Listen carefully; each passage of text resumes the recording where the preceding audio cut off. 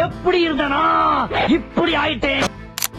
அட ஆமாம் guys, day 38 of புறா வளர்க்க போகிறோம். இன்றைக்கி மார்னிங்காக தான் கேஜ் ஓப்பன் பண்ணி அவனுக்கு ஃபுட்டை போட்டுட்டு நம்ம கேஜில் ஒரு சிக்கு பொறிச்சிருக்குன்னு சொல்லியிருந்தான். அந்த சிக்கை இப்படி இருந்தவன் இப்போ இப்படி ஆகிட்டான். இப்படி ஆனது மட்டும் இல்லாமல் நம்ம கூடயே தான் சுற்றிட்டுருக்கான். நம்ம கையிலேயே சுற்றிக்கிட்டு எங்கள் மாமா யதார்த்தமாக கூப்பிட்டாங்க. ஓடுறான், தடன்னு ஓடி போய் எங்கள் மாமா கையில் ஏறிக்கிட்டான். அப்புறம் எங்கள் ஃபேமிலி கூட எல்லாரோடையும் செட் ஆகிட்டான். என் மடியில் ஏறி உட்காந்துக்கிட்டான். இவன் தான் நம்ம கேஜில் ஃபஸ்ட்டு பொறிச்ச சிக்கு.